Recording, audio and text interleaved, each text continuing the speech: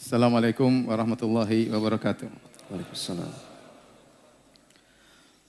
Alhamdulillahi ala ihsanih wa syukru lahu ala taufiqihi wa amtinanih wa asyhadu an la ilaha illallah wahdahu la syarika lahu ta'ziman li sya'nih wa asyhadu anna Muhammadan abduhu wa rasuluhu da'ila ridwanih. Allahumma salli alaihi wa ala alihi wa ashabihi wa ikhwanih. Hadirin dan hadirat yang dirahmati oleh Allah Subhanahu wa taala. Alhamdulillah, puji dan syukur kita panjatkan kepada Allah yang terus memberikan kita karunia, mempertemukan kita dengan bulan Ramadan, diberi kesempatan untuk bisa sujud dan ruku, salat tarawih, bertilawah. Semoga ibadah kita diterima oleh Allah Subhanahu wa taala. Salawat dan salam semoga tercurahkan selalu kepada junjungan kita Nabi Muhammad sallallahu alaihi wasallam dan juga kepada keluarganya serta seluruh sahabat beliau tanpa terkecuali. Topik yang akan kita bahas pada kesempatan kali ini adalah topik yang sangat penting bagi kita semua tentang kesabaran. Karena saya rasa semua kita pasti pernah mengalami ujian. Dan mungkin banyak di antara kita sedang mengalami ujian. Dan yang belum mengalami ujian pasti akan menghadapi ujian. Karena memang hidup di atas muka bumi ini adalah untuk diuji. Allah menciptakan langit dan bumi, Allah menciptakan kita adalah untuk menguji kita. Jadi kita harus tahu bahwasanya kita hidup di dunia ini memang untuk diuji. Makanya Allah Subhanahu wa taala berfirman, "Alladzi khalaqal mauta wal hayata liyabluwakum." Dialah yang menciptakan kematian dan menciptakan kehidupan. Liyabluwakum, untuk menguji kalian. Ayyukum ahsanu amala. Mana di antara kalian yang terbaik amalannya. Allah Subhanahu wa taala juga berfirman, kullu nafsin dha'iqatul maut. Setiap yang bernyawa pasti akan merasakan mati. Kemudian kata Allah, wa nabluukum bisyarri wal khairi fitnah. Dan kami akan menguji kalian dengan keburukan, kami akan uji kalian dengan kebaikan, ya, wa ilaina turja'un, dan kepada kamilah kalian akan dikembalikan. Jadi orang yang hidup di atas muka bumi harus siap diuji. Kalau tidak mau diuji, mati saja ya. Ya, nanti terus diuji di alam barzakh, ujian selanjutnya. Ya, tapi di atas muka bumi pasti diuji, nggak mungkin nggak diuji. Siapapun diuji. Ada orang diuji dengan suaminya, ada sebagian wanita diuji dengan suaminya. Suaminya kasar, suaminya tidak sayang sama dia. Tiap hari bilang mau poligami, mau poligami, mau poligami. Padahal tidak poligami, poligami. Menyakiti hati istri, ya. Ada seperti itu ya. Ada sebaliknya seorang diuji dengan istrinya, ya. Hanya bisa nuntut, tidak melaksanakan kewajibannya sebagai istri. Ada uang abang disayang, tidak ada uang abang ditendang. Dan ada orang diuji dengan orang tuanya sendiri, ada. Orang tua yang tidak sabar, banyak nuntut, maunya anaknya seperti ini, perbuatannya tidak dihargai. Ya, kalau sekolahnya tidak berhasil dimaki-maki, ada orang diuji dengan orang tuanya. Ada orang diuji dengan anak-anaknya, anaknya nakal, narkoba dan macam-macamnya. Ada banyak wanita diuji dengan mertuanya. Ya. Jadi ujian menimpa siapa saja, ya. Dan ujian tatkala menerpa, bukan hanya menerpa orang-orang miskin saja atau orang rakyat jelata, semua orang diuji. Orang kaya, orang miskin diuji. Ya. Orang terkenal, enggak terkenal diuji. Ustadz, enggak ustadz, semuanya diuji. Laki-laki, perempuan diuji. Antum jangan mengira bahwasanya hanya orang-orang kita rakyat jelata yang diuji. Para pejabat, para raja, para presiden, mereka juga diuji. Mereka juga susah, ya. Terkadang mereka juga stres, ya. Terkadang mereka tidak bisa tidur, ya. Saya contohkan, saya punya kawan, dia orang Indonesia di Madinah, kerja dulu sebagai tukang pijitnya gubernur Madinah. Jadi dia kadang-kadang naik mobil pribadi, kadang-kadang naik pesawat pribadi, ya, karena namanya apa? Sang amir, sang gubernur. Dia cerita waktu terjadi kasus di Madinah, timbul orang-orang khawarij, orang-orang yang memberontak, kemudian membunuhi sebagian kaum muslimin. Terjadi tembak-tembakan di kota Madinah. Kata kawan saya itu sampai sang amir, sang gubernur tidak bisa tidur 3 hari. Sementara tukang pijitnya tidur tiap hari. Jadi ya semuanya diuji. Antum kira raja tidak diuji. Kadang kita lihat wajah raja, raja presiden, raja pejabat. Mungkin mereka ada kenikmatan, tapi di balik itu mereka juga mengalami ujian, deg-degan, khawatir, ya macam-macam ya. Macam-macam. Jadi semuanya diuji. Semuanya juga dikasih penyakit. Bukan cuma kita saja yang sakit. Antum kira hanya antum aja yang sakit. Emang raja nggak pernah mencret? Raja juga pernah mencret. Ya, raja juga pernah pusing. Jadi semua orang diuji. Nah, tatkala kita tahu bahwasanya hidup ini tidak lepas dari ujian dan memang kita diciptakan untuk diuji, maka kita butuh dengan ibadah ini. Namanya ibadah sabar. Ibadah sabar. Ini ibadah yang sangat mulia. Saking mulianya kata Imam Ahmad, ya, aku membaca, menelaah, Allah menyebutkan sabar dalam Al-Quran sekitar 90 kali. Sekitar 90 kali. Ini menunjukkan bagaimana agungnya ibadah ini. Ya, kalau disebut sekali saja sudah mulia dalam Al-Quran. Ya. Sekali saja disebut mulia dalam Al-Quran. Apalagi sampai 90 kali. Ya. Kenapa? Karena sabar ini ibadah yang berkaitan dengan lisan, berkaitan dengan hati, berkaitan dengan jawarih. As-sabru dalam bahasa Arab artinya al-habsu, yaitu menahan. Tatkala seorang ditimpa ujian, harus menahan lisannya. Ya, kemudian dia menahan hatinya. Tidak boleh dia suudzon sama Allah, tidak boleh dia protes kepada Allah. Ya, kemudian juga menahan dirinya. Tidak boleh dia melakukan perbuatan-perbuatan yang menunjukkan dia tidak setuju dengan takdir Allah Subhanahu wa taala. Makanya Nabi bersabda, "Laisa minna man darabal khududa wa syaqqal juyuba wa da'a bid'awal jahiliyah." Bukan dari golongan kami jika seorang terkena musibah lantas dia menampar-nampar pipinya, dia merobek-robek bajunya dan dia menyuruh dengan seruan jahiliyah, ya. Jadi sabar ini ibadah yang menggabungkan antara ibadah hati, ibadah lisan dan juga ibadah jawarih. Dia ibadah yang sangat agung. Makanya Nabi SAW pernah bersabda, "Wa ma u'tiya ahadun ata'an khairan wa awsa' minas sabar." Tidaklah seorang diberikan suatu pemberian anugerah dari Allah yang lebih luas dan lebih baik daripada sabar. Sabar ini anugerah yang luar biasa. Kalau orang sudah memiliki sifat sabar, maka dia orang yang bahagia. Dia orang yang bahagia. Hadirin dan hadirat yang dirahmati oleh Allah Subhanahu wa taala. Allah Subhanahu wa taala menyebutkan sabar dalam Al-Qur'an dalam banyak ayat, tadi saya katakan hampir 90 ayat dengan berbagai macam bentuk penyebutan.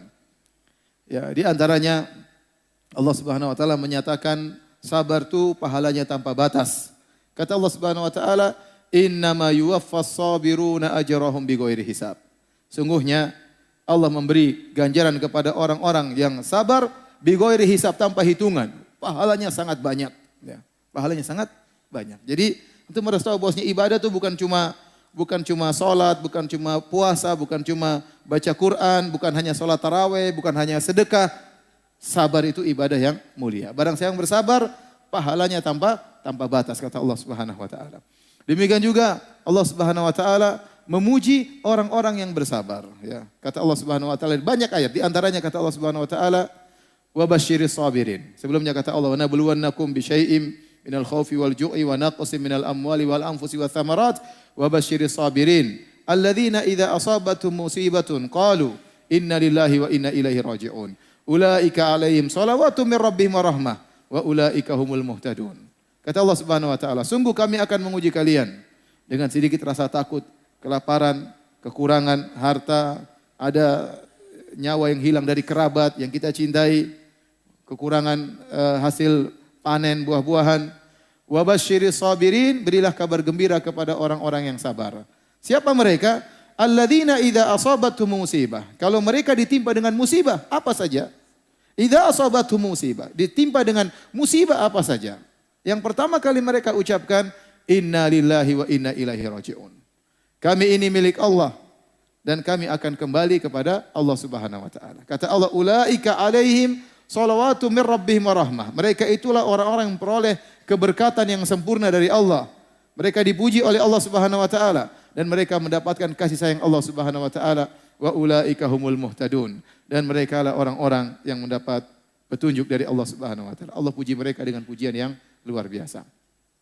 Di antaranya ayat-ayat menyebutkan bahwasanya orang yang bersabar bersama Allah Subhanahu wa taala. Kata Allah Subhanahu wa taala, wallahu ma'as sabirin. Dalam ayat yang lain, innallaha ma'as sabirin. Sungguhnya Allah bersama orang-orang yang sabar. Ya, kalau Allah bersama orang bersabar, artinya Allah akan menguatkan dia. Allah bersama dia bita'yid, dengan pertolongan. Ya. Makanya waktu Nabi Muhammad SAW bersama Abu Bakar As-Siddiq dalam goa di Jabal Thawr, kemudian orang-orang musyrikin mengejar mereka dan sudah tiba di mulut goa, Abu Bakar ketakutan. Abu Bakar berkata, "Ya Rasulullah, lau anna ahadahum absara ila tahti qadamaihi la absarana." Seandainya salah satu dari mereka nengok ke bawah, tentu akan melihat kita dalam goa. Apa kata Nabi SAW? "Ya Abu Bakrin, ma dhannuka bithnaini? Allahu thalithuhuma." Ya Abu Bakar, ya Abu Bakar, bagaimana menurutmu tentang dua orang? Allah bersamanya. Allah bersama kedua orang ini. Allah yang ketiga. Dalam ayat kata Allah Subhanahu wa taala, "Thaniyatnaini idh huma fil ghar idh yaqulu li sahibihi la tahzan innallaha ma'ana." Tatkala Muhammad sallallahu alaihi wasallam menasihati sahabatnya Abu Bakar, "La tahzan, jangan kau sedih, jangan kau khawatir. Innallaha ma'ana, Allah bersama kita." Allah bersama kita. Jadi kalau Allah sudah bersama kita dengan kebersamaan yang khusus yang disertai dengan pertolongan, maka jangan khawatir. Jangan khawatir. Makanya waktu Allah Subhanahu wa taala mengutus Musa dan Harun kepada Fir'aun, kata Allah, "Idhaba ila Fir'auna innahu tagha." Wahai Musa dan Harun, pergilah kalian menuju Fir'aun, sungguhnya dia telah melampaui batas. Mereka takut. Qala rabbana innana nakhafu ay yafruta alaina aw ay yatgha.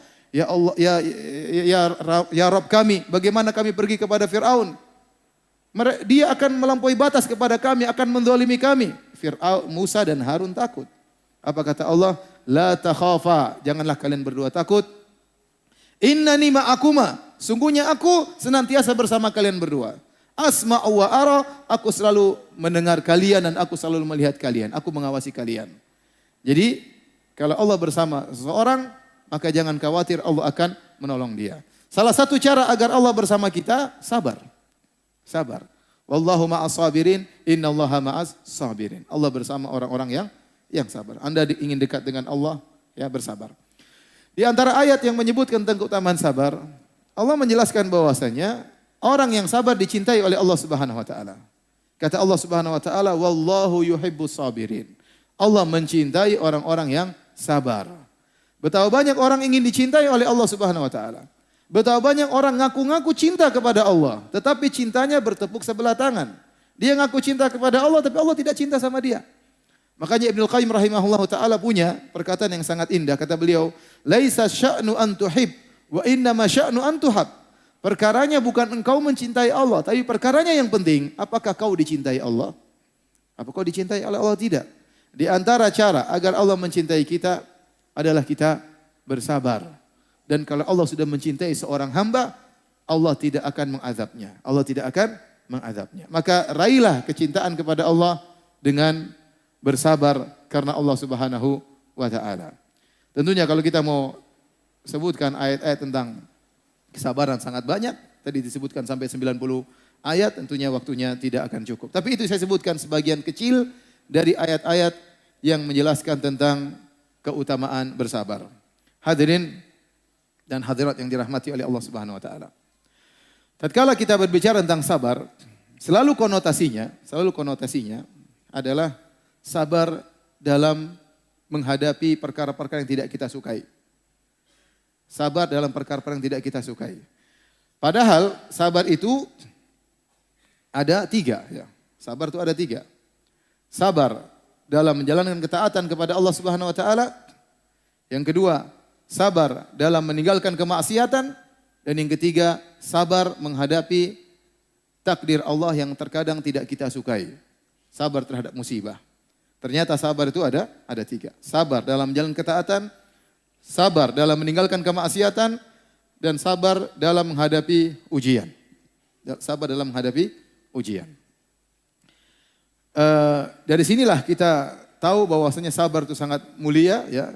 Sampai-sampai Ibnu Qayyim menyebutkan bahwasanya sabar adalah nisful iman. Sabar adalah setengah keimanan. Para salaf mengatakan al-iman nisfan. Iman itu terdiri atas 2. Nisfu sabar wa nisf asyukur. Setengahnya adalah kesabaran, setengahnya adalah bersyukur. Dan demikianlah kondisi seorang hamba. Antara 2, mendapat kenikmatan atau diuji oleh Allah Subhanahu wa taala. Jika dia mendapat kenikmatan, dia bersyukur. Jika dia diuji, dia bersabar, maka sempurna imannya. Ya, sempurna imannya. Kata Nabi sallallahu alaihi wasallam, "Ajaban li amril mu'min." Sungguh menakjubkan perkara seorang mukmin. Inna amrahu kullahu khair. Seluruh perkaranya adalah baik.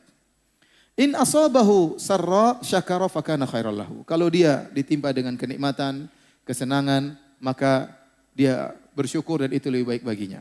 Wa in asabahu dharra sabara fakana khairal lahu. Kalau ditimpa dengan perkara yang dia tidak sukai, penderitaan, kemudaratan, maka dia bersabar dan itu lebih baik baginya.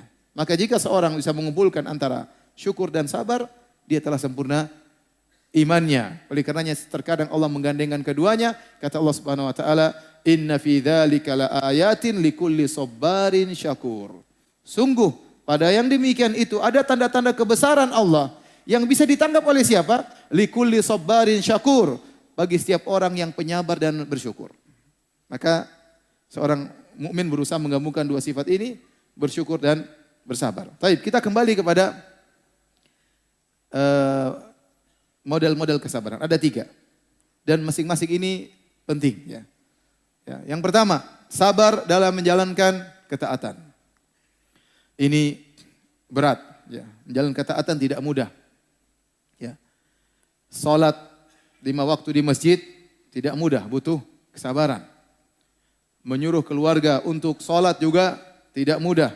Makanya Allah mengatakan, wa'mur ahlaka bis salati wastabir 'alaiha. Perintahkanlah keluargamu untuk salat, anakmu, istrimu suruh salat.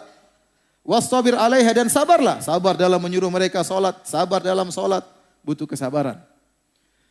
Sampai-sampai Allah menyebutkan di antara sebab masuk surga adalah sabar dalam menjalankan ketaatan. Allah sebutkan dalam 2 ayat, di antaranya dalam surat Ar-Ra'd dan dalam surat Al-Furqan. Dalam surat Al-Furqan kata Allah, ulaika yujzaunal ghurfata bima sabaru. Mereka itulah orang-orang yang mendapatkan ganjaran al-ghurfa. Al-ghurfa itu tingkatan tinggi di surga. Kenapa? Bima sabaru, karena kesabaran mereka. Demikian juga dalam surat Ar-Ra'd kata Allah Subhanahu wa taala, wal malaikatu yadkhuluna alaihim min kulli bab. Malaikat masuk ke pintu-pintu surga lalu mengucapkan keselamatan kepada para penghuni surga. Apa kata para malaikat? Salamun alaikum bima sabartum. Keselamatan bagi kalian masuk surga karena kesabaran kalian. Kesabaran yang dimaksud apa? Kesabaran menjalankan ibadah.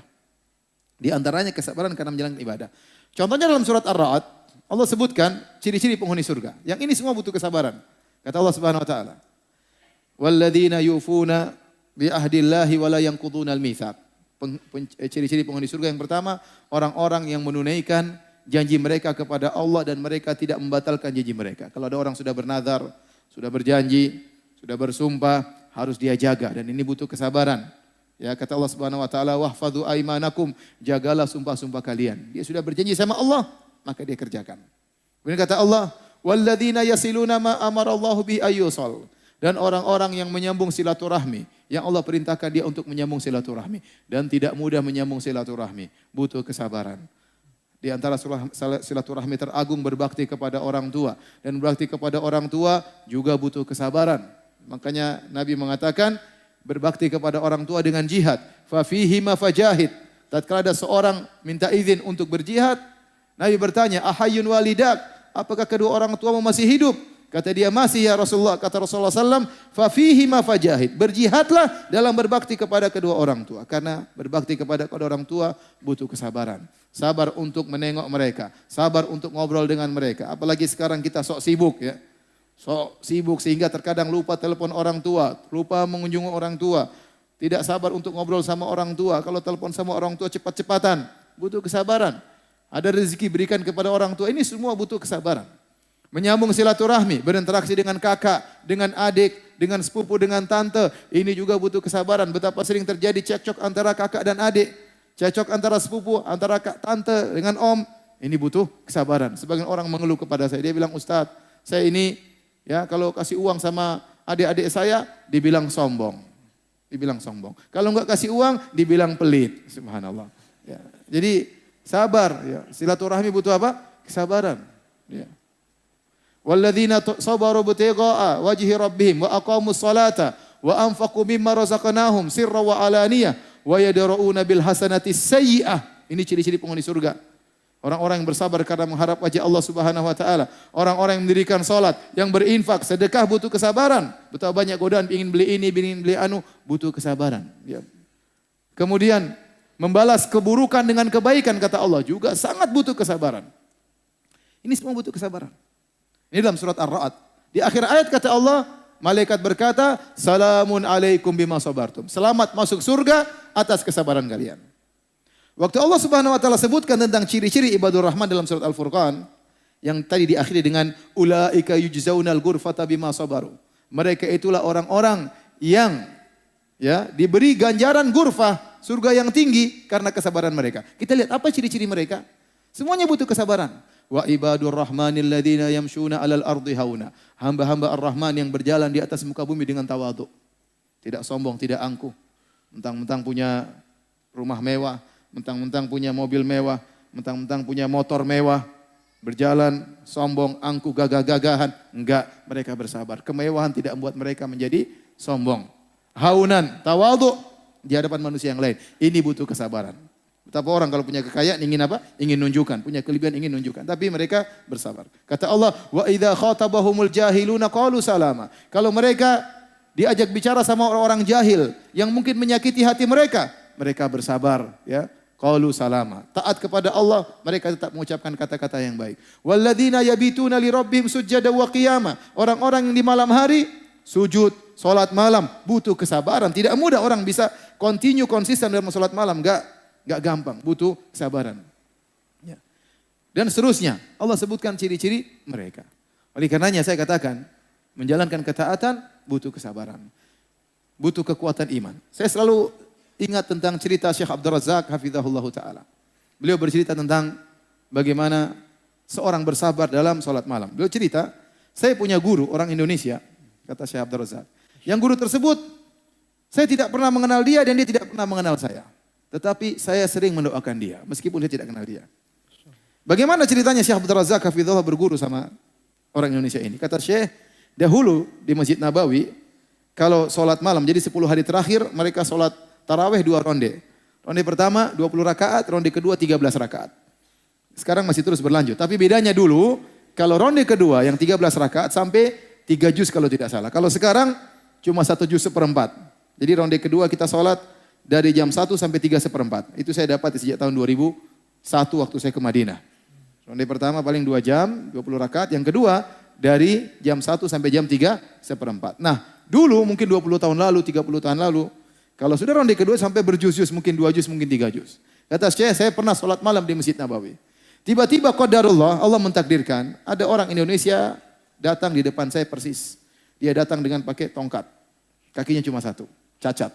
Begitu datang sampai depan saya, kemudian dia meletakkan tongkatnya. Sholat persis depan saya. Dan dia sholat bertahan sampai berjam-jam, padahal kakinya cuma 1.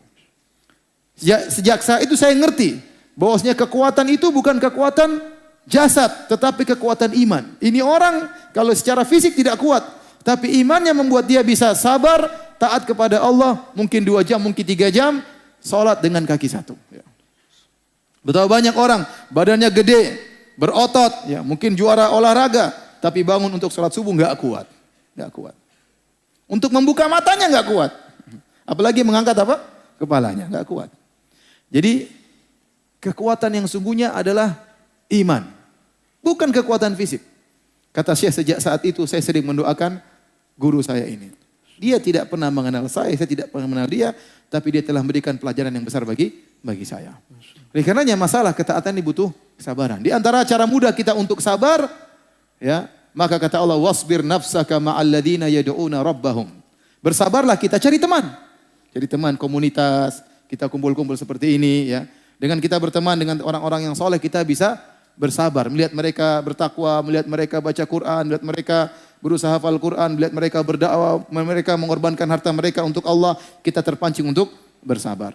Kalau orang-orang pelaku maksiat, orang-orang kafir bersabar dalam kemaksiatan mereka, kenapa kita tidak bersabar? Allah sebutkan bagaimana orang-orang musyrikin mereka bersabar. Orang-orang non-muslim, ya, yaitu orang-orang kafir maksudnya, ya. Karena non-muslim sama dengan apa? Kafir, ya. Non-muslim sama dengan kafir. Boleh dibilang non-muslim, boleh juga dibilang apa? Kafir, enggak ada masalah. Non-muslim sama dengan kafir, di akhirat di non-surga, ya. Non-surga, ya, non-surga. Nanti di non-surga juga non-stop, ya. Non-stop. Jadi Allah sebutkan tentang orang-orang musyrikin, ya. Mereka berkata, Allah berfirman, "Wan talaqal mala'u minhum animshu wasbiru ala alihatikum." Berjalanlah sebagian mereka memberi nasihat. Sabarlah, sabarlah, sembahlah Tuhan-Tuhan kalian, sabar. Wasbiru ala alihatikum. Mereka saling berwasiat tawasi bis sabar. Saling berwasiat untuk sabar dalam apa? Dalam menyembah berhala-berhala mereka. Allah sebut dalam Al-Quran. Kemudian juga dalam surat Al-Furqan kata Allah Subhanahu wa taala, "Wa idza ra'auka iyattakhidunaka illa huzwan, ahadha alladhi ba'atha Allahu rasula in kada la yudilluna an alihatina laula an sabarna 'alaiha." Jika mereka melihat engkau wahai Muhammad, mereka berkata, mereka mengejek engkau. Mereka berkata, "Masa ini rasul yang diutus oleh Tuhan, rasul kayak begini itu sama Tuhan." In kada la yudilluna, hampir-hampir Muhammad ini menyesatkan kita. Laula an sabarna alaiha. Kalau bukan kita bersabar untuk syirik sama Tuhan-Tuhan kita. Kata mereka, hampir kita disesatkan Muhammad. Untung kita bersabar. Ini perkataan mereka. In kada la yudilluna an alihatina. Hampir-hampir kita disesatkan sama Muhammad. Kalau bukan karena kita bersabar. Jadi mereka bersabar. Bahkan di zaman Nabi Nuh. Wa qalu la tadharunna alihatakum. Wa la tadharunna waddan wa la suwa'an wa la yagutha wa ya'uqa wa nasra. Mereka saling mewasiatkan, jangan kalian tinggalkan sembahan berhala-berhala. Jangan kalian tinggalkan sembahan kepada Suwa, Yagus, Ya'uq, Nasr, Wad. Ini semua jangan tinggalkan. Sabar menyembah mereka. Jadi mereka saling bernasihati untuk bersabar. Mereka bukan cuma bersabar dalam beribadah dalam kesyirikan. Mereka bersabar dalam berinfak. Kata Allah Subhanahu wa taala, "Innal ladzina kafaru yunfikuna amwalahum liyasuddu an sabilillah, fasayunfikunaha, thumma takunu 'alaihim hasratan thumma yughlabun. Walladzina kafaru ila jahannama yusyarun." Kata Allah Subhanahu wa taala, sungguh orang kafir itu mereka berinfak di jalan syaitan. Mereka berinfak untuk menghalangi manusia dari jalan Allah Subhanahu wa taala. Fasayunfikunaha, sungguh mereka akan menginfakkannya. Ini Allah turunkan tentang apa? Tentang perang Uhud di antaranya. Jadi waktu kaum musyrikin kalah dalam perang Badar pada tahun 2 Hijriah, mereka sabar setahun. Mereka kumpulkan duit, mereka berinfak untuk balas dendam. Setahun mereka bersabar untuk menyerang Rasulullah SAW di kota Madinah. Allah sebutkan bagaimana mereka bersabar berinfak setahun penuh. Mereka kumpulkan untuk menuju neraka jahanam. Nah kalau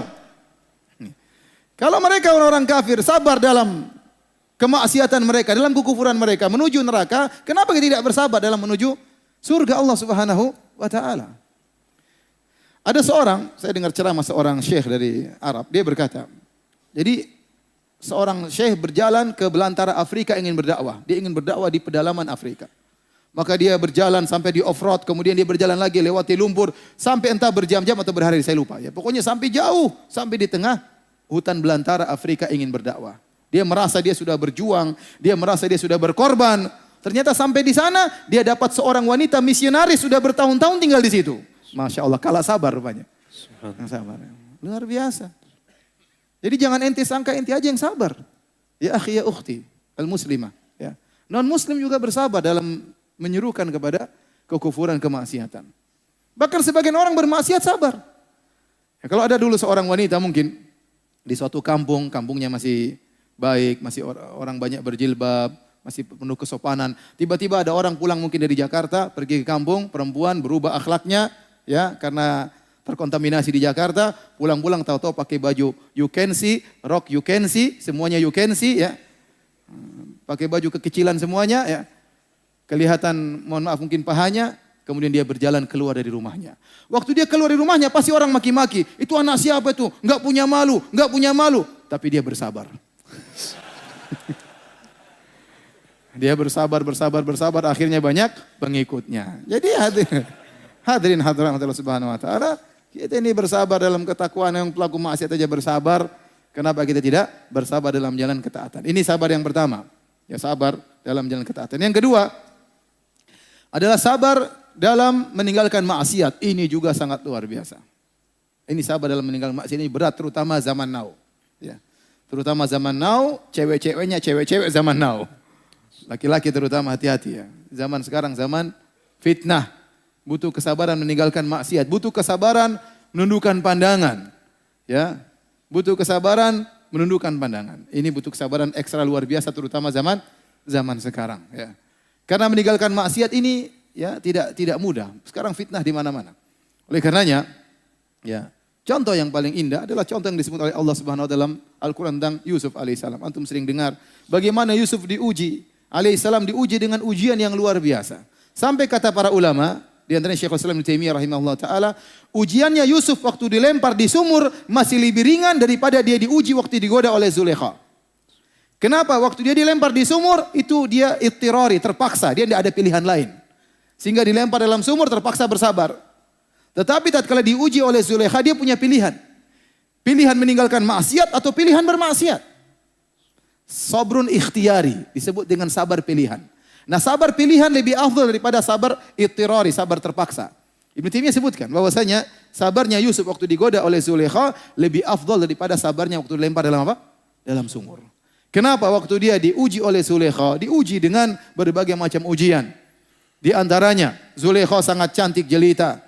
Dia adalah istri menteri. Tidak mungkin menteri pilih istri jelek. Itu menteri nggak beres kalau pilih istri yang jelek ya. Pasti dia milih istrinya cantik. Zulekha ini pasti cantik. Sudah dia cantik, kemudian dia menghiasi dirinya dengan kecantikan. Cantik di atas kecantikan. Cahaya di atas cahaya. Zulekha. Kemudian tidak ada yang lihat. Wa ghallaqatil abwab. Semua pintu-pintu sudah dia kunci. Yang pegang kuncinya Zulekha. Coba. Nggak ada yang lihat. Santai aja. Mau maksiat nggak ada yang lihat. Kemudian apa lagi? Dia yang merayu, Zulekha yang merayu. Ya akhi, betapa banyak laki-laki dia malu goda perempuan, dia enggak pede. Tapi waktu perempuan yang mulai goyang dia. Imannya goyang, jenggotnya goyang. Kenapa? Ceweknya yang mulai. Waduh, ya, ternyata saya oke juga ya. Subhanallah, belum lagi Yusuf tampan. Orang tampan pede. Dia tidak. Kalau enggak tampan ya udah malu-malu minder. Kalau tampan depan perempuan pede ya. Nabi Yusuf alaihissalam sangat tampan luar biasa. Ya. Berbagai macam godaan. Belum lagi Nabi Yusuf masih muda. Gejolak syahwat seorang pemuda lebih berkobar daripada yang sudah tua. Kecuali tua-tua keladi. Kemudian lagi belum lagi Nabi Yusuf gharib, jauh. Namanya orang jauh lebih mudah bermaksiat. Betapa banyak orang di Indonesia seperti orang alim. Tapi kalau dia sudah bersafar ke Eropa, dia puas-puaskan maksiatnya. Saya pernah ketemu teman, dia di suatu negara. Di situ dia ada hotel. Ya, di situ surga dunia. Perempuan model apa saja ada. Mau cewek dari mana saja ada. Ya, mau dari Rusia, mau dari Eropa, mau dari Afrika, semuanya ada. Maka dia bilang sama kawan saya, ya akhi, kapan lagi kita bisa ngerasain koktail semua ini? Kapan lagi? Ya udah lupa dia udah lupa. Udah lupa dengan istrinya, lupa dengan anaknya. Ya. Kenapa? Dia di luar sana, di luar negeri. Jadi kalau orang di luar, terkadang berani maksiat daripada tatkala di kampung sendiri. Yusuf alaihissalam gharib, dia asing. Dia di Mesir sementara keluarganya di mana? Di Palestina. Jadi ini di antara ya godaan-godaan, namun Yusuf bayangkan apa yang dia lakukan, dia kemudian lari. Kenapa dia lari? Kata para ulama, dia takut. Sampai kapan dia bisa bertahan? Sampai kapan dia bisa bersabar? Sementara kata Allah, walaqad hammat bih wa hamma biha. Sang Zulekha sudah kebelet sama Yusuf. Kata Allah, wa hamma biha, Yusuf pun sudah tergerak. Bukan apa, dia tidak bisa tahan, dia laki-laki. Ya sama kalau kita lapar lihat makanan, ya pasti kita kepingin ya. Yusuf di depan dia perempuan sudah tinggal dia lakukan. Makanya dia kabur, kemudian dia lari meninggalkan wanita tersebut.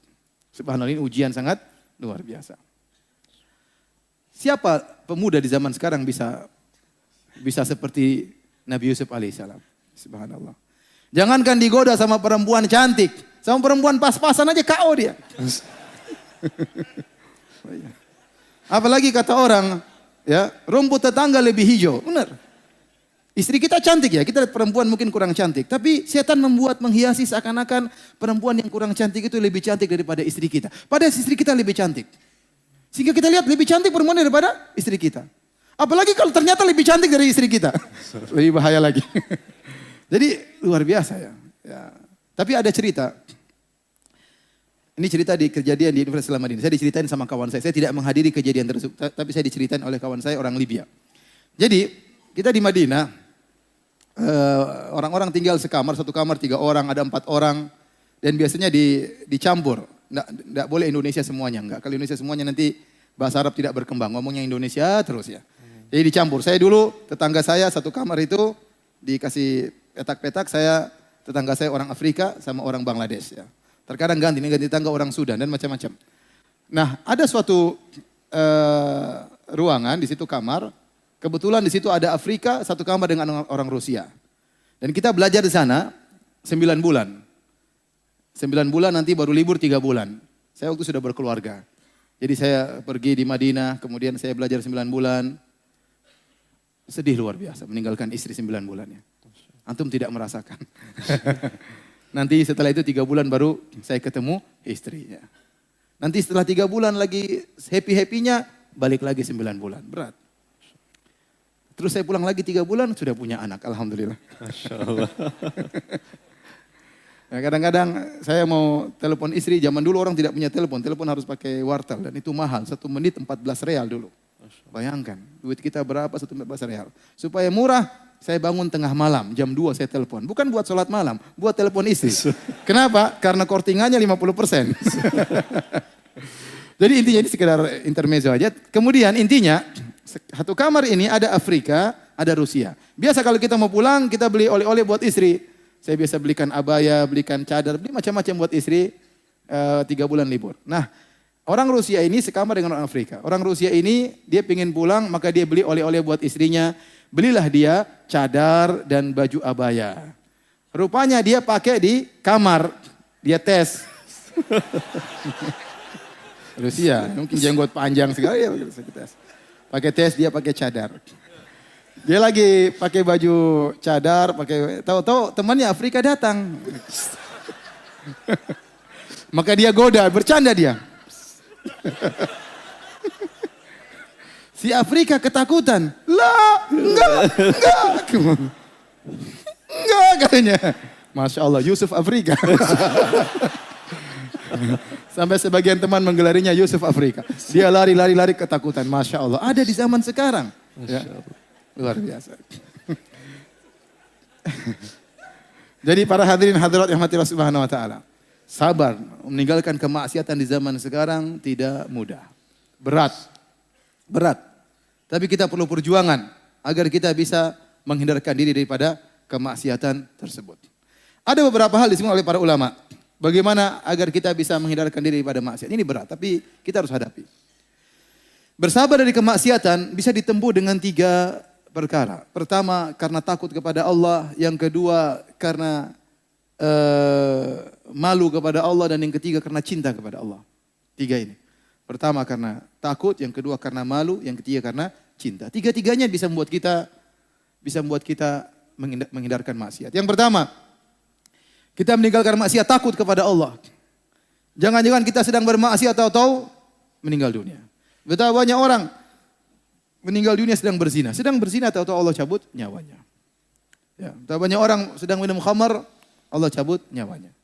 Ya. Betapa banyak orang sedang melihat film yang enggak benar, tahu-tahu Allah cabut nyawanya. Oleh karenanya kita tidak tahu kapan Allah mencabut nyawa kita. Tahu-tahu diberi serangan jantung, meninggal dalam kondisi bermaksiat, berarti kita meninggal su'ul khatimah. Tanda yang buruk. Mungkin terbetik dalam benak kita akan bertobat. Ya belum tentu. Apa kita meninggal tatkala sedang bertobat atau tatkala sedang bermaksiat kepada Allah Subhanahu wa taala. Waliyadzubillah.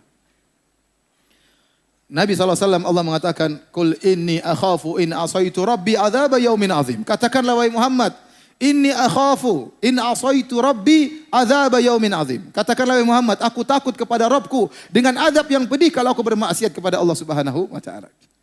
Maka seorang renungkan hal ini, agar dia meninggal maksiat. Ya. Jangan-jangan Allah kasih azab, ya. Jangan-jangan Allah kasih azab kepada dia. Allah cabut nyawanya tatkala dia sedang bermaksiat kepada Allah Subhanahu wa taala. Ini bisa membuat kita berhenti daripada kemaksiatan. Yang kedua, di antara hal yang bisa membantu kita untuk meninggalkan maksiat, malu kepada Allah Subhanahu wa taala. Allah telah berikan kita banyak kenikmatan.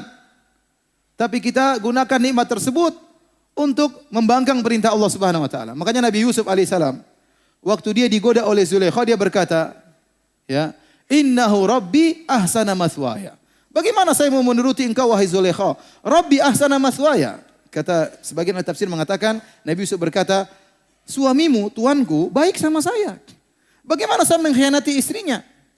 Atau maksud Nabi Yusuf, Allah baik sama saya, betapa banyak kenikmatan. Bagaimana saya membangkang Allah dengan berzina dengan engkau? Bukankah Allah berikan kita banyak kenikmatan? Alam naj'al lahu ainain, bukankah kami telah menjadikan dia dua mata, kita gunakan bermaksiat kepada Allah Subhanahu wa taala. Wa lisana wa syafatain, kami berikan dia lisan, bibir, kemudian dia gunakan untuk bergibah, namimah dan yang lainnya. Ini nikmat yang Allah berikan. Ya. Malu kita, ya. Allah sudah beri kita kesehatan, kita diberikan istri, diberikan anak, yang wanita diberikan suami, diberikan banyak kenikmatan, terus kita gunakan bermaksiat kepada Allah. Oleh karenanya di antara kita meninggalkan maksiat, kita malu kepada Allah Subhanahu wa taala. Makanya kalau kita ingin agar nikmat kita terjaga, hendaknya kita meninggalkan maksiat. Kata seorang penyair, "Idza kunta fi ni'matin far'aha, fa inna dzunuba ya tudhibun ni'am." Ya. Jika engkau dalam kenikmatan maka jagalah. Sungguhnya dosa-dosa itu bisa menghilangkan apa? Kenikmatan. Ya. Istahyu minallahi haqqal haya.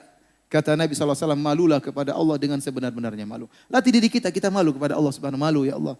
Bagaimana kita maksiat, Allah kasih kita kenikmatan, kasih kita pandangan, kita kesehatan, terus kita membangkang, kita gunakan untuk bermaksiat kepada Allah Subhanahu wa taala. Ini yang kedua. Yang ketiga, di antara cara untuk meninggalkan maksiat, di antaranya kita meninggalkan maksiat karena cinta kepada Allah Subhanahu wa taala.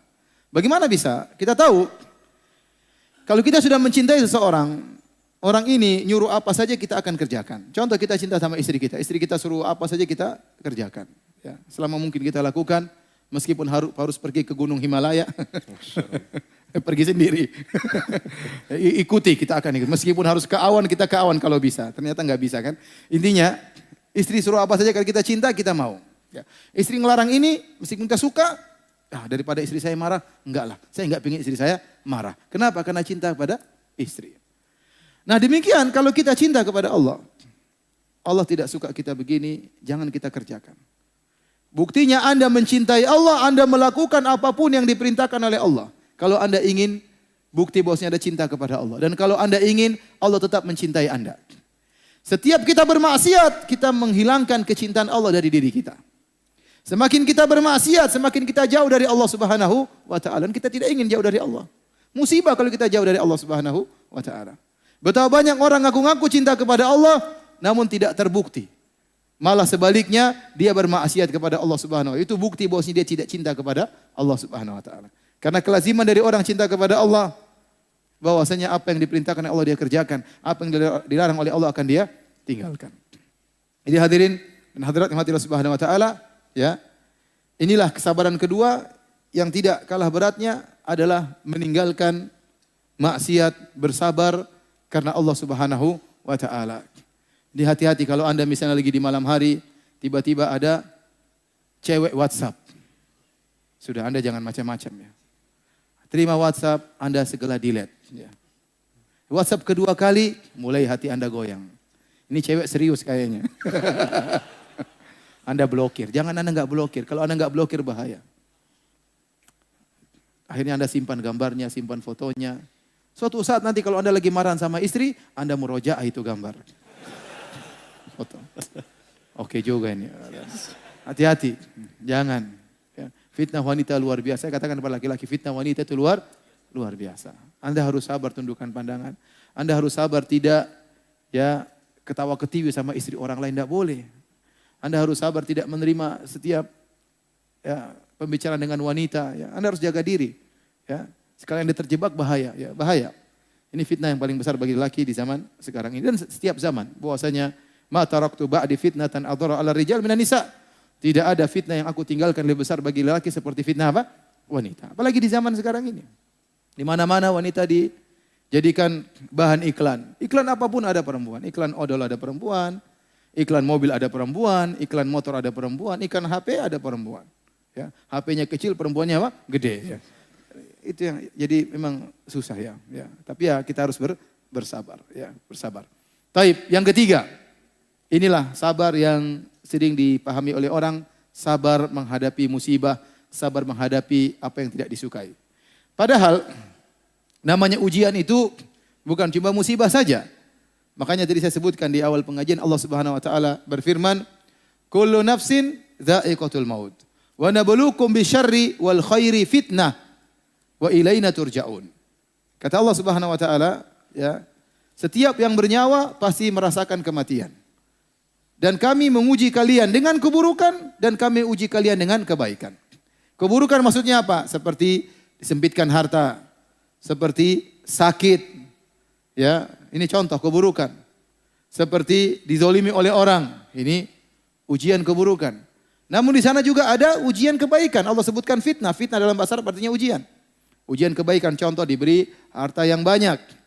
Contoh diberikan kesehatan, tubuh yang bugar. Contoh diberikan jabatan. Ini semua adalah ujian.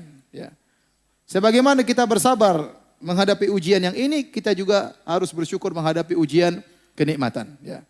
Jadi dua-duanya merupakan ujian. Ujian kesabaran, ujian kesusahan dan ujian kesenangan. Ya.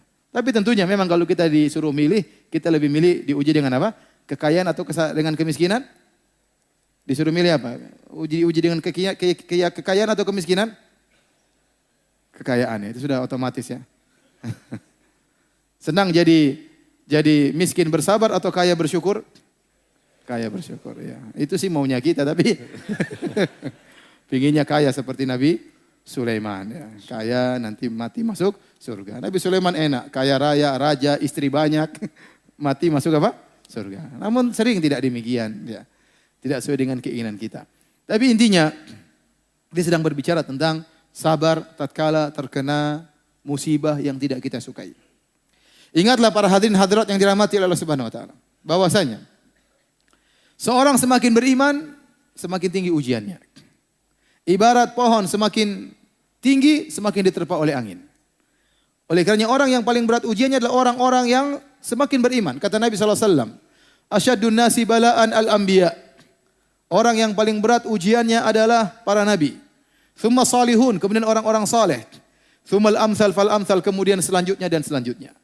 Yubtala rajulu ala qadri imanihi. Seorang diuji berdasarkan tingkatan imannya.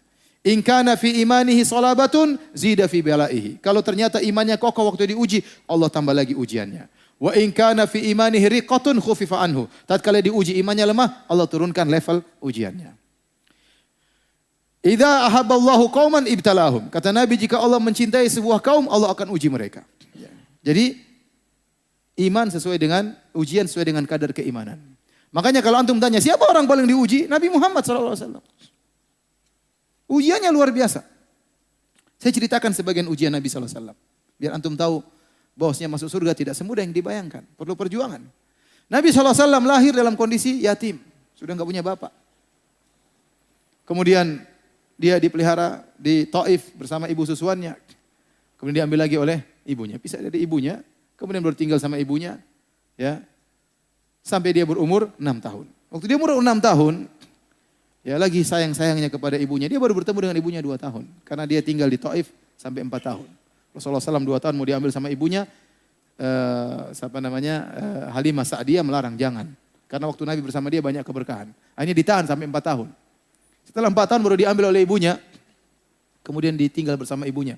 Lagi dia sayang-sayang sama ibunya. Suatu hari ibunya pergi ke kota Madinah. Mengunjungi kerabatnya. Kemudian pulang menuju kota Mekah. Di tengah perjalanan suatu tempat namanya Abwa. Ibunya meninggal di situ. Sakit kemudian meninggal dunia. Bayangkan si kecil Muhammad SAW. Melihat ibunya sakit sampai meninggal. Ini ujian luar biasa. Dan dia dalam kondisi sendiri.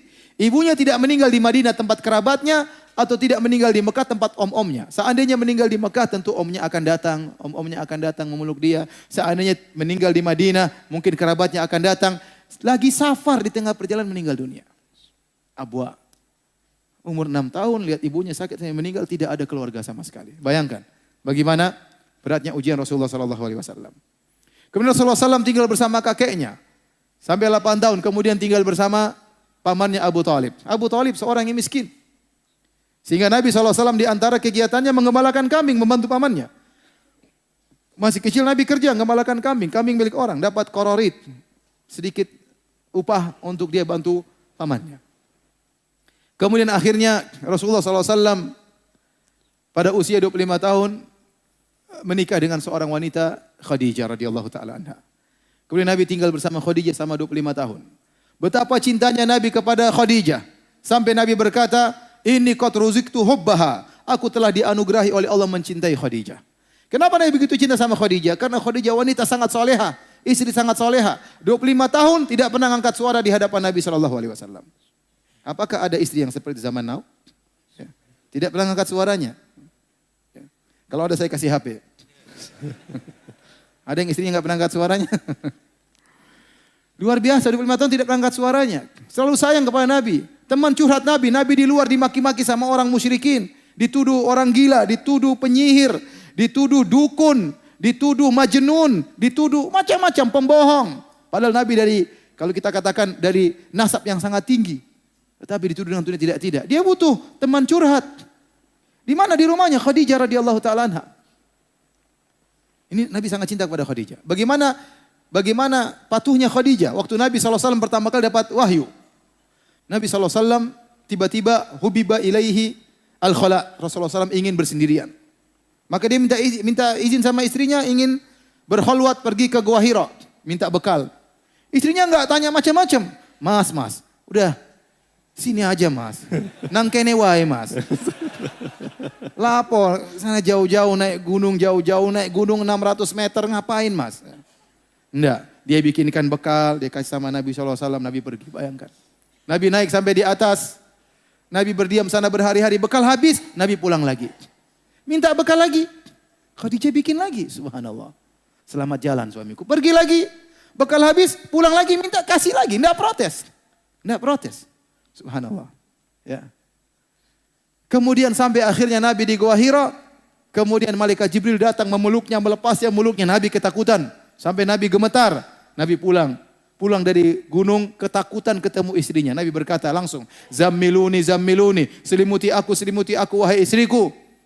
Khadijah juga tidak banyak ngomong, langsung ambil selimut. Subhanallah. Tidak mengatakan, "Napa dulu mas? Tunggu dulu mas. Apa ada mas? Tunggu mas, sebentar mas. Tunggu dulu. Saya kan sudah bilang, ngapain ke sana? Coba begini akhirnya. Makanya nurut sama istri." Jangan bilang gue banget ya, jangan.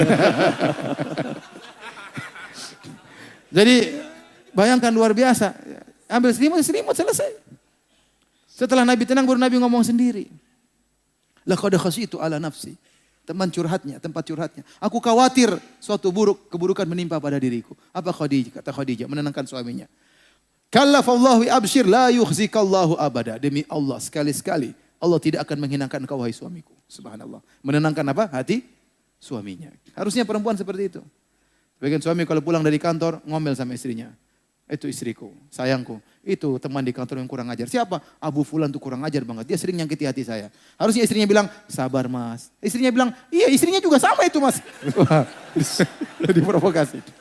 Jadi mau saya, ini saya ingin menggambarkan bagaimana cintanya Nabi kepada Khadijah. Di saat-saat dia lagi diintimidasi oleh orang musyrikin. Sekitar 3 tahun sebelum hijrah. Itu puncak-puncaknya.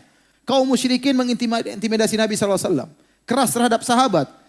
Di saat puncak-puncaknya Nabi sedang dalam kesulitan, istri yang dia cintai meninggal dunia. Bayangkan. Bagaimana Nabi begitu sedih. Sampai para ulama menamakan tahun tersebut dengan tahun kesedihan. Tidak lain karena Nabi SAW mengalami kesedihan istrinya meninggal. Kemudian tidak lama pamannya, Abu Thalib yang selama ini membela dia juga meninggal dunia. Ini ujian Nabi SAW. Nabi SAW punya anak 7. 6 dari Khadijah, 1 dari Maria. Semuanya meninggal di zaman Nabi. Kecuali 1 Fatimah. Fatimah radhiyallahu anha meninggal 6 bulan setelah wafatnya Nabi SAW. Yang lainnya meninggal di zaman Nabi. Bayangkan seorang diuji dengan anaknya meninggal satu persatu. Kita ingin tahu ujian Nabi SAW. Ruqayyah meninggal, Ummu Kulsum meninggal, Zainab meninggal. Sebelumnya Abdullah Qasim anaknya laki-laki meninggal. Dan terakhir siapa? Ibrahim. Ibrahim masih kecil. Ya, Nabi sangat sayang karena Nabi sudah tidak punya anak laki-laki, tahu-tahu lahir Ibrahim. Nabi sangat sayang kepada Ibrahim. Meninggal waktu masih belum umur 2 tahun. Di pangkuan Nabi SAW. Dia sakit, menggeliat kesakitan, wafat di hadapan Nabi SAW. Bayangkan, di pangkuan Nabi. Sampai Nabi SAW menangis. Nabi berkata, innal qalba la yahzan. Sungguh hati ini sangat bersedih. Wa innal aina la tadma. Dan sungguh mata ini mengeluarkan air mata. Wala naqulu illa bima yurdi rabbana, namun kami tidak mengucapkan kata-kata kecuali yang mendatangkan keridhaan Rabb kami. Wa inna bi firaqika ya Ibrahim la mahzunun. Sungguh kami dengan kepergianmu wahai putraku Ibrahim sangat bersedih. Ini ujian Nabi SAW. Belum ujian yang lain. Nabi SAW tadi dituduh dengan orang gila, dukun, apalah. Saya aja nggak pernah diuji seperti itu. Paling dikatakan ya mungkin gila kadang-kadang ya. Dikatakan pendusta kadang-kadang. Tapi belum ada yang bilang saya penyihir. Belum ada yang bilang saya dukun ya. Mudah-mudahan nggak ada ya. Tapi Nabi dibilang dukun, penyihir, majnun, tersihir. Bayangkan, bilang penyihir dibilang tersihir juga. Dibilang pendusta, dibilang sobi, berbagai macam tuduhan kepada Nabi SAW. Belum Nabi SAW kalau sakit, sakitnya panas 2 kali lipat. Makanya waktu Nabi SAW sakit akan meninggal dunia, sebagian sahabat menyenguk Nabi SAW. Ternyata selimut sudah diletakkan di atas Nabi, badan Nabi, panasnya tembus sampai ke selimut. Sahabat pegang selimut panas sekali. Innaka latu aqwa'kan syadidan. Ya Rasulullah, sungguhnya engkau ditimpa dengan panas yang berat. Kata Nabi, benar, kami para anbiya dikasih sakit 2 kali lipat daripada kalian. Kenapa bisa demikian? Karena pahala kami 2 kali lipat. Nabi kalau sakit panasnya luar biasa. Nabi pada tahun 7 Hijriah diracun sama seorang wanita Yahudiyah. Intinya ujian Nabi sangat banyak. Ya, berdakwah dilempar sampai di Taif. Bayangkan waktu Nabi berdakwah di Taif. Nabi waktu keluar dari Taif dihina oleh orang-orang Taif. Bagaimana menghinanya? Dihadirkan anak-anak kecil sama orang gila menyambut Nabi keluar dari Taif. Kemudian dilempari sama kerikil. Itu cara mereka menghinakan seseorang. Sementara Nabi adalah cucu dari penguasa kota Mekah, cucunya Abdul Muttalib. Dihinakan seperti itu. Mereka tahu ini cucunya Abdul Muttalib. Nasabnya tinggi. Bukan diusir begitu saja, bukan orang yang disuruh anak kecil sama orang gila ngelempar. Ini penghinaan kepada Nabi. Nabi berjalan. Nabi tatkala perang Uhud sampai terluka, sampai darahnya keluar dari pipinya, sampai giginya patah, sampai Fatimah radhiyallahu anha ingin mencuci darah dari pipi Nabi, tidak berhenti-berhenti. Sampai akhirnya ada suatu yang tumbuhan dibakar baru dimasukkan dalam lubang di pipi Nabi SAW baru berhenti darah. Jadi ujian sangat banyak ya. Ini menunjukkan bahwasanya seorang beriman semakin tinggi imannya, semakin banyak ujiannya. Makanya Imam Syafi'i rahimahullah ta'ala punya satu syair yang menunjukkan dia banyak ujian. Meskipun dia tidak ungkapkan ujiannya apa. Tapi dia berkata dalam syairnya, mihanuz zamani kathiratun la tanqadi wa sururuhu ya'tika kal a'yadi. Sungguhnya ujian kehidupan zaman ini datang begitu banyak silih berganti, tidak berhenti-berhenti. Adapun kesenangan datang sesekali seperti hari raya. Hari raya cuma sekali-sekali.